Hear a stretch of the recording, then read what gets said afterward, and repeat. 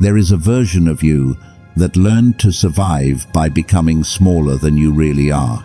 Not because you were weak, because at some point, being powerful did not feel safe. You learned to soften your voice before people felt threatened. You learned to stay quiet when someone crossed a line. You learned to call it peace, even when deep inside it felt like betrayal. And after years of doing that, something strange starts to happen. You do not lose your strength. You bury it so deeply that even you forget where it went. Nietzsche never wrote this exact warning in these exact words, but his philosophy points straight at the poison behind it. A world that fears strength will often teach you to disguise it as kindness, humility, or maturity. But hiding your strength is not always wisdom. Sometimes it is a slow form of self-abandonment. And that hidden strength does not disappear. It turns into resentment, exhaustion, overthinking, silent anger. A feeling that you are being used, but somehow still blaming yourself for noticing it. If this speaks to a part of you that has been quiet for too long, like this video, subscribe to this channel, and share it with someone who was taught to shrink before they ever learned to stand. Because by section 5, you will understand the difference between a strategic mask and a prison built from fear. Warning number 1. The strength you hide becomes the weakness they exploit. The first thing you have to understand is this. Toxic people do not always attack your strength first. They attack the part of you that was trained to feel guilty for having strength at all. They notice where you hesitate. They notice where you swallow your truth.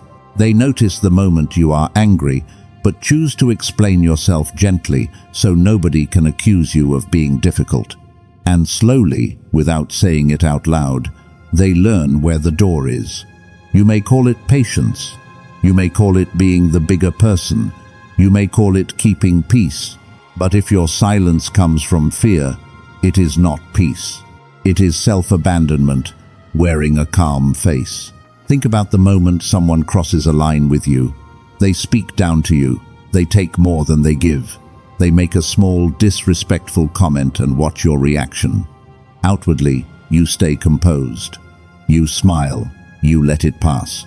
But later, your mind replays it again and again, not because you are weak, but because some deeper part of you knows you betrayed your own boundary. This is where fawning becomes dangerous. At first, appeasing people may have protected you, maybe in childhood, maybe in a toxic relationship, maybe around people who punished honesty. You learn to survive by becoming harmless. But survival is not the same as freedom. Nietzsche would look at this and see the deeper poison. Strength that is forced to apologize for itself becomes turned inward. Your power does not leave. It becomes anxiety, resentment, exhaustion, and quiet rage. You were not weak. You adapted. But what once kept you safe can eventually make you look easy to drain. And the next warning reveals why the world often rewards the very shrinking that destroys you. Warning number 2. The herd calls your power dangerous because it exposes their smallness. Some people do not want peace with you. They want access to a version of you that never challenges them. They want the version that apologizes first, the version that explains too much, the version that makes itself smaller so nobody in the room has to feel exposed. And the moment you stop doing that, they call it a problem. This is where Nietzsche becomes uncomfortable. He saw how groups can rename strength when strength threatens their comfort. Confidence becomes arrogance. Boundaries become selfishness. Clarity becomes cruelty. Silence with self-respect becomes coldness. The herd does not always punish you because you are wrong. Sometimes it punishes you because your growth reminds people of the places where they refuse to grow. You may have seen this in a family, a workplace, or a relationship. When you were obedient, they called you kind. When you carried everyone, they called you mature. When you stayed quiet, they called you peaceful. But the moment you said no, the moment you stopped over-explaining, The moment you stood inside your own mind, without asking permission, suddenly you were difficult. The wrong belief is that this rejection means you became a bad person. The deeper truth is darker. Some people only loved the version of you they could manage. That is why your clarity can feel dangerous to them. It removes their control over your confusion. It forces them to face the fact that your weakness was never your nature. It was your training. But the pressure does not stay outside forever. If you hear it long enough, you begin to police your own power before anyone else has to. Warning number 3. The mask that protected you can start suffocating you. Nietzsche understood something most people learn too late. A mask can protect you, but if you forget it is a mask, it becomes your prison. There is a difference between hiding your strength because you choose the right moment and hiding your strength because fear has trained your body to disappear. One is strategy, the other is self-erasure. Strategic silence is calm. It is chosen. It knows when a room does not deserve full access to your power. Fearful silence feels different. It is tight in the chest. It laughs when nothing is funny. It overexplains when no explanation is needed.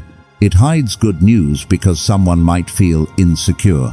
It acts harmless around people who have already shown they will misuse your openness. And because it looks peaceful from the outside, you may call it emotional intelligence.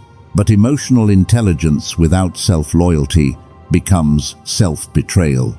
Jung would say that what you keep rejecting does not vanish. It moves into the shadow. Your buried strength waits there, and if you do not integrate it consciously, it can return as resentment, burnout, passive anger, or a strange attraction to people who display the power you were taught to deny. If this distinction between a wise mask and a wounded mask is helping you name something you could never explain, like this video, subscribe to this channel, and share it with someone who has spent too long performing safety while losing themselves. Because the real cost of buried power is not just silence. It is the resentment that starts speaking from underneath it. Warning number 4. Your resentment is not evil. It is buried strength asking to be heard. The most disturbing thing about resentment is that it often begins as a boundary that was never allowed to speak. It does not always start as hatred. It starts as a small no trapped inside the body. It starts when you say yes, while something in you quietly pulls back. It starts when you keep helping, keep listening, keep carrying, keep forgiving, while pretending your exhaustion is love. And because you may be empathic, spiritual, kind, or deeply aware, you may feel ashamed of that anger. You may think, why am I bitter? Why do I feel heavy around people I once wanted to help? Why does their need suddenly feel like a hand around my throat? The wrong belief is that resentment means you are becoming toxic. But the deeper truth is more precise. Resentment becomes poison when you deny it. But when you listen to it honestly, it becomes information. It tells you where you abandoned yourself. It tells you where your strength was asked to kneel. It tells you where your kindness stopped being a gift and became a contract written against your own soul. Nietzsche would see this as suppressed force turning inward. Power that is never allowed, clean expression, does not become holy. It becomes heavy. It becomes anxiety. It becomes quiet rage. It becomes the voice inside you that knows something is wrong, even when your mouth keeps saying everything is fine. Your anger does not need to become revenge. It does not need to become cruelty. It needs discipline. It needs honesty. It needs a boundary. Because real power is not exploding. Real power is learning where your force belongs and where it no longer needs to be spent. Warning number 5. Silent power is not hiding. It is choosing where your force belongs. Real strength does not always announce itself. Sometimes the loudest person in the room is not powerful. They are leaking power. They need reaction. They need attention. They need the room to feel their presence, because they do not know how to hold themselves without being witnessed. Quiet strength is different. It does not beg to be seen. It does not explain every boundary. It does not turn every disagreement into a battlefield. It stands inside itself and chooses where its force belongs. This is where many people misunderstand power. They think if you stop hiding your strength, you must become aggressive, cold, or narcissistic. But that is not strength. That is unhealed force trying to dominate because it cannot regulate itself. The Stoics understood that inner control is a form of power. Nietzsche understood that self-overcoming is deeper than performing superiority. Real power is not proving you are strong to everyone. Real power is no longer handing your nervous system to people who feed on your reaction. You say no once. You do not write a speech around it. You leave the conversation when it becomes disrespectful. You do not beg to be understood by someone committed to misunderstanding you. You stop performing guilt for someone who crossed a line. The wrong belief is that detachment means you stopped caring. The deeper truth is that detachment means you stopped letting another person's chaos become your inner climate. This is not hiding. This is choice. A chosen mask can be wisdom. A permanent mask becomes self-betrayal. And when your strength becomes chosen instead of buried, certain people will feel the difference immediately, because the version of you they used to access no longer opens the door. Warning number 6. When you stop shrinking, the wrong people lose access to you. The hard truth is that healing will not make everyone proud of you. Some people were not attached to your heart. They were attached to your availability. They were attached to the version of you that overgave, overexplained, rescued, absorbed blame, and called it love. So when you stop shrinking, they feel it before you even announce it. You answer slower. You explain less. You stop chasing emotional approval. You stop trying to make your boundaries sound harmless. And suddenly, they call you distant, selfish, cold, changed, difficult. But listen carefully. Sometimes changed is just what controlled people call you when you become harder to manage. The wrong belief is that losing these people means you failed. That if your growth creates distance, you must have done something wrong. But Jung would see this differently. Individuation is not always welcomed by the people who needed your old persona.